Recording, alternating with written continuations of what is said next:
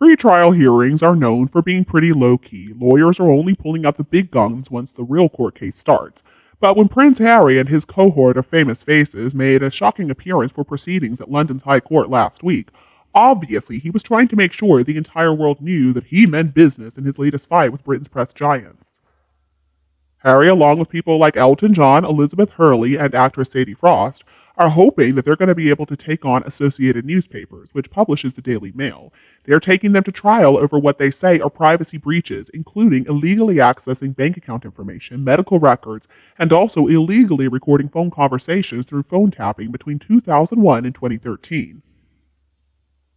Unsurprisingly, AN is denying these claims, and no witnesses were scheduled to take the stand, meaning that they simply did not need to be there. But it looks like these superstar claimants were excited to make global waves about their particular plight. On the first day, Harry, who usually looks absolutely miserable when he's looking at press photographers, actually had a smile on his face for the cameras. He even offered an apology to a snapper that he bowled over while he was heading into the building. And once inside, boy, he didn't hold back at all, did he? He released a witness statement that was pretty shocking to reporters, editors, and even his own family. He claimed that his family kept him in the dark about the alleged phone tapping practices.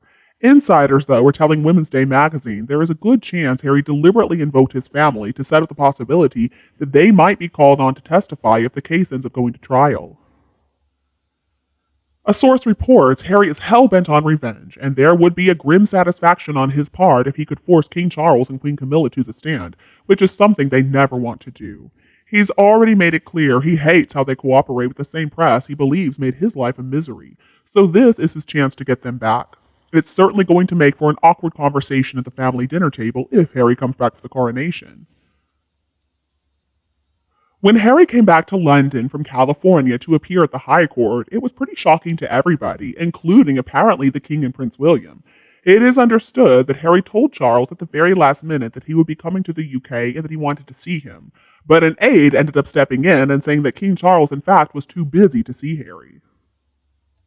Last week, of course, the King had to cancel a state visit to France thanks to civil unrest before he went to Germany with Camilla. Woman's Day magazine has reported that Harry was staying at Frogmore Cottage at Windsor, which is only a short 10-minute stroll from where his brother lives at Adelaide Cottage.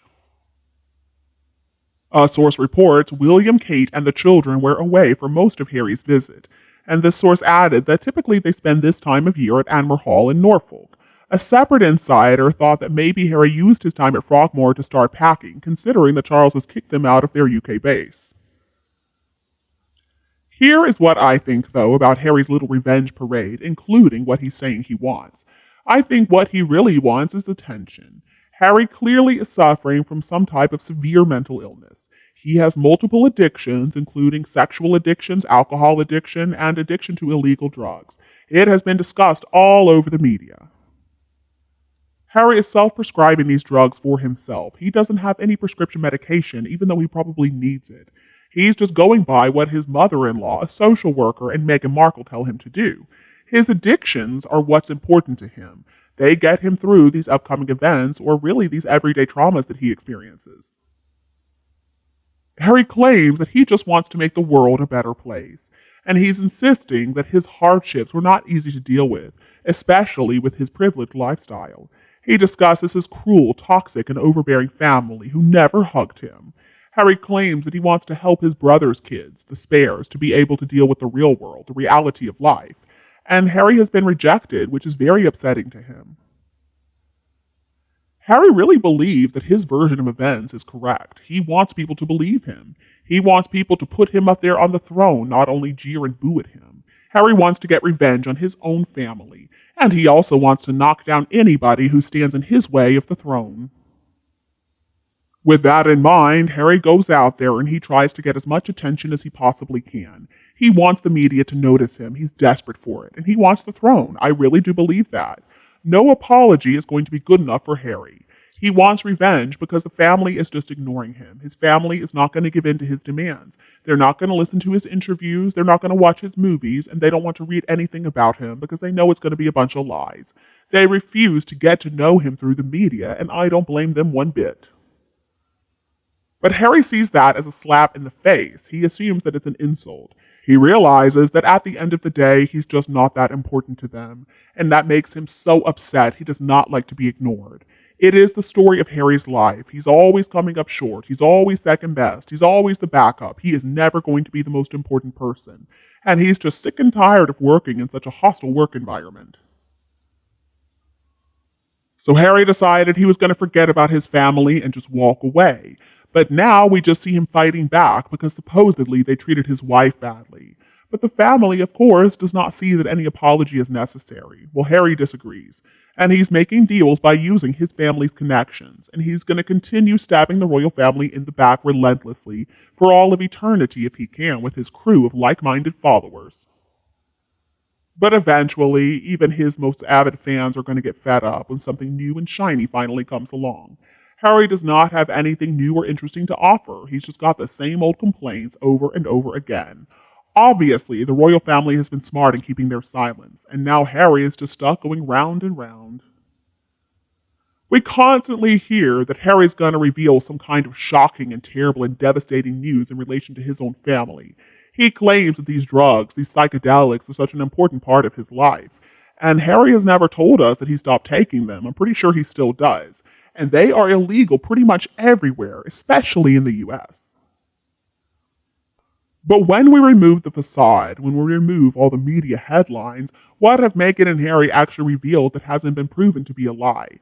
Maybe the fight with William and William getting the biggest room could be true, but it's not really surprising. It's pretty normal for the oldest child in the family. And as for the rest of the nonsense, well, they just answer the first thing that pops into their heads. And that's why they're always having to change the narrative. They cannot stick with their story. But in other news, Prince George is going to be every girl's dream in about 5 years, just like William was at that age. I think that he is going to take after his father in that way. And their mothers also loved William, didn't they? George is going to be the next new thing, and the paparazzi are going to be chasing him down the street, and his picture is going to be on the front of every single newspaper. This is not going to be good for Harry. So with bated breath, citizens of the UK and the Commonwealth are waiting for the king to put an end to all of this nonsense. It's only going to take one pen, it'll take one paper, and one signature. And until that happens, we're just going to have to wait. Because you know what? It's not a good way to make a living by selling out your country, your family, and your fellow soldiers for cash. Independent people don't demand money and services from their fathers. And if you support that kind of behavior, then, well, that pretty much tells me all I need to know about you.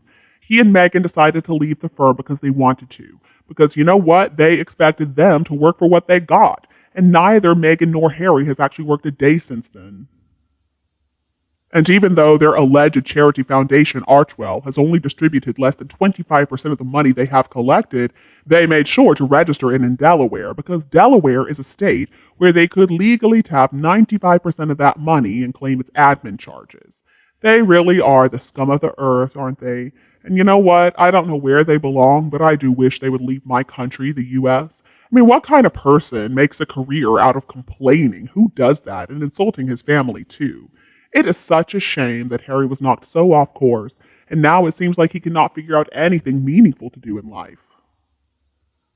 And you, what do you think about Harry? Please tell me your opinion below in the comments section. If you think my video is useful, don't be afraid to like and share it with anyone else who would enjoy it.